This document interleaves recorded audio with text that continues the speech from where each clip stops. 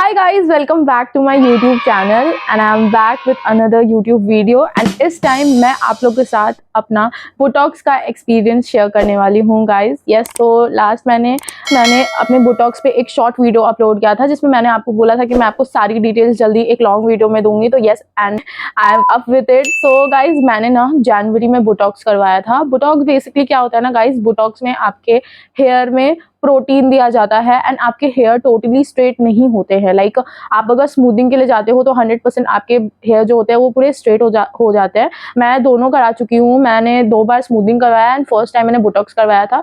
तो basically Botox में क्या होता है ना कि आपके जो हेयर रहते हैं ना 50 to 60% स्ट्रेट रहते हैं। लाइक मतलब जैसे भी आपका हेयर का स्ट्रक्चर है जो भी है, जैसे मेरा पूरी तरीके से curly, like not too much curly, like medium curly है मेरे हेयर्स। आप इधर देख सकते हो फॉर एग्जांपल मेरे हेयर्स एक्चुअली इस तरीके से कर्ली हैं एंड मैंने जब बोटॉक्स करवाया उसके बाद मेरे हेयर्स कुछ इस तरीके से हो गए थे। तो बेसिकली बोटॉक्स में क्या होता है ना 50 to 60% आपके हेयर स्ट्रेट होते हैं एंड बोटॉक्स में आपको कोई भी केमिकल आपके हेयर पे नहीं यूज किया जाता है, प्रोटीन यूज किया जाता है एंड कम से कम आपके हेयर को हीट दिया जाता है। तो गाइज, मैंने बोटॉक्स करवाया था जनवरी में एंड बोटॉक्स भी बहुत टाइप के होते हैं तो आप अपने अकॉर्डिंग सेलेक्ट कर सकते हो। मैंने कौन सा कराया था मैं टोटली भूल चुकी हूँ। सो ये मैं आपको नहीं बता पाऊंगी कि मैंने कौन सा कराया था, बट मैंने जो भी कराया था वो प्रोटीन काइंड ऑफ थिंग था क्योंकि मेरे बाल की हालत लिटरली बहुत ज़्यादा ही खराब हो चुके थे। तो मैंने इसीलिए प्रोटीन वाला करवाया था।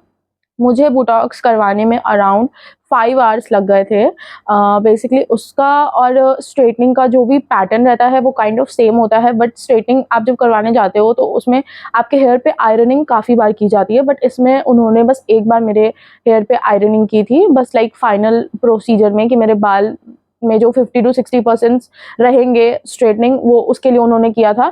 एंड जो भी प्रोटीन उन्होंने मेरे बाल में लगाए थे वो उसके लिए किया था कि वो अच्छी तरीके से ऑब्जर्व। तो गाइज, मैंने जब स्मूथिंग करवाया था उन्होंने मेरे बाल को पहले अच्छे तरीके से वॉश कर दिया था। वॉश करने के बाद उन्होंने मेरे बाल में कोई क्रीम लगा के उसे 1 आवर के अराउंड छोड़ दिया था। उसके बाद फिर उसे वॉश किया था, फिर कुछ क्रीम लगा के मेरे बाल को स्ट्रेट किया गया था एंड फिर मुझे 1 आवर के अराउंड मुझे बैठा दिया गया था एंड उसके बाद फिर उन्होंने मेरे हेयर को वॉश किया था एंड अच्छे से ब्लो ड्राई दिया था।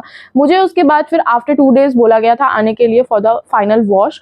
तो आफ्टर 2 डेज़ मैं गई थी एंड 2 दिन के बाद उन्होंने मेरे बाल को फिर से एक बार आयरनिंग किया था। लाइक बहुत लाइट वे में आयरनिंग किया था, बट पूरे बाल को अच्छे से उन्होंने आयरनिंग किया था एंड उसके बाद मेरे हेयर को वॉश किया गया था।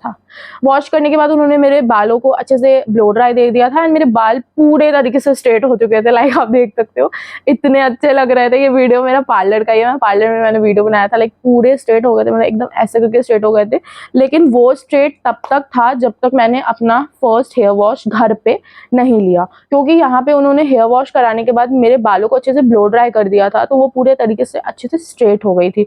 तो घर पे मैं जब गई उसके बाद आफ्टर 1 वीक आई थिंक मैंने हेयर वॉश किया था, क्योंकि उन्होंने बोला था कि आप 1 वीक के बाद करोगे तो ठीक रहेगा, क्योंकि अभी आपके बाल लाइक अच्छे हैं, लाइक इतनी जल्दी गंदे नहीं होंगे। क्योंकि मैंने विंटर में कराया था बोटॉक्स, अगर समर में कराती तो हो सकता है मुझे 2-3 दिन में वॉश करने पड़ जाते, बट मेरा विंटर का था तो उन्होंने मुझे बोला कि आप 1 वीक के बाद इसे वॉश कर लेना। तो 1 वीक के बाद मैंने जब वॉश किया था तो मेरे हेयर्स वेवी हो गए थे, क्योंकि मेरे बाल पूरे कर्ली हैं, मीडियम कर्ली, तो वो मीडियम कर्ली से ना वेवी पे आ गए थे, लाइक मैनेजेबल हो गए थे। मैं जनरली अपने हेयर को ओपन नहीं रख सकती हूँ, लेकिन आफ्टर बोटॉक्स मैं अपने हेयर को आराम से इजीली ओपन रख के अच्छे से रख सकती थी। मेरे हेयर इतने मैनेजेबल हो चुके थे आफ्टर बोटॉक्स। सो गाइज, मेरा जो बोटॉक्स है वो अराउंड 5 मंथ्स आप बोल सकते हो चला। लाइक अभी भी मेरे हेयर में बोटॉक्स है, बट अब वो ना धीरे धीरे जा रहा है। लाइक अब मेरे को लगता है 20% के अराउंड मेरे हेयर में बोटॉक्स बचा होगा, बाकी अब धीरे धीरे जा रहा है, क्योंकि मुझे हेयर फॉल भी हो रहा है समर के वजह से, बहुत गर्मी है गाइस, तो इसलिए भी मेरा धीरे धीरे बोटॉक्स जा रहा है। मुझे पार्लर में बोला गया था कि आप बोटॉक्स के बाद 2 मंथ्स तक बाल में ऑयल मत लगाना, क्योंकि ऑयलिंग से क्या होता है ना गाइस कि आपका जो हेयर है, आपके हेयर के बोटॉक्स जाने लगते हैं। पहला थिंग जो मैं आपको एज अ पर्सनल एक्सपीरियंस आप लोग के साथ अपना शेयर करना चाहूंगी बोटॉक्स को लेके, कि बोटॉक्स कराने के बाद मेरे बाल अच्छे हो गए थे। लाइक स्मूथिंग जब आप कराते हो ना गाइस, तो स्मूथिंग में आपके बाल बहुत हद तक डैमेज होते हैं, बट बोटॉक्स में आपके बाल डैमेज नहीं होते।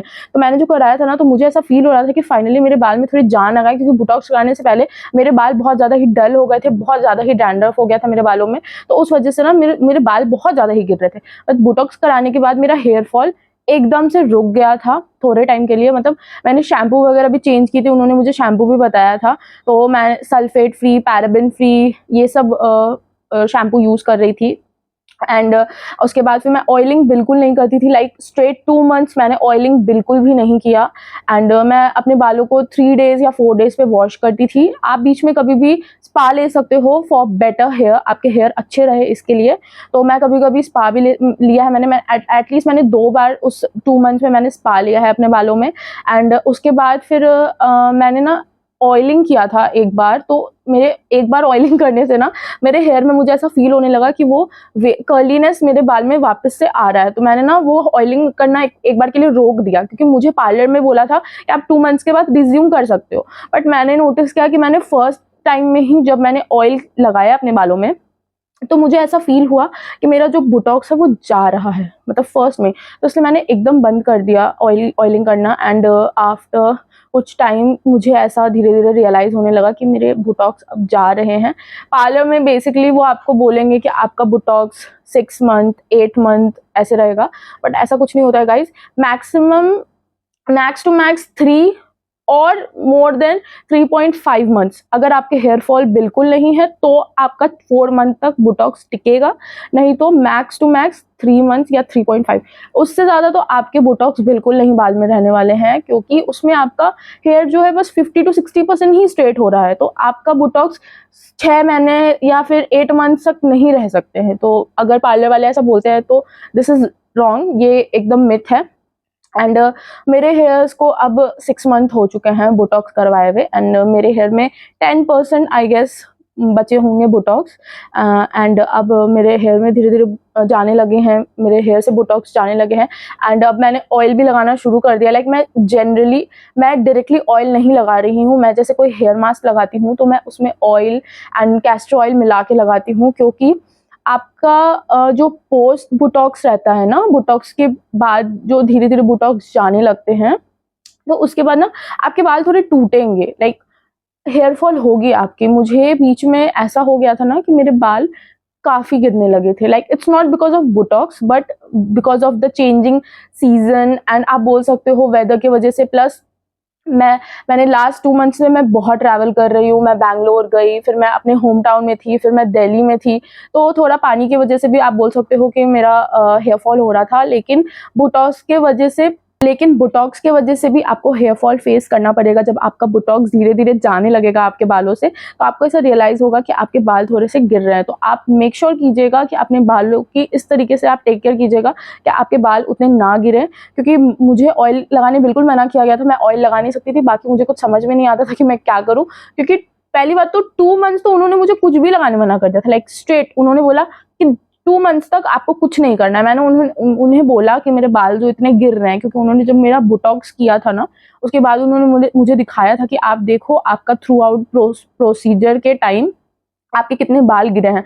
तो मैं देख के लिटरली शॉक हो गई थी कि मेरे इतने बाल गिर गए। तो उन्होंने मुझे बोला कि अभी तो मैंने बोला कि मैं क्या कर सकती हूँ उसके लिए, मैं ये लगाऊँ, ये लगाऊँ। उन्होंने मुझे बोला कि आप अभी कुछ नहीं कर सकते हो, 2 मंथ्स तक आप लिटरली अपने बालों में कुछ नहीं करना, क्योंकि आपका नहीं तो बोटॉक्स चला जाएगा। तो फिर मैंने 2 मंथ्स तक कुछ नहीं किया। इनफैक्ट मैंने तो 3-4 मंथ तक मैंने कुछ नहीं किया था। अभी मैंने जून में अपने बालों में कुछ-कुछ चीज़ें लगाना शुरू किया है, होम रेमेडी।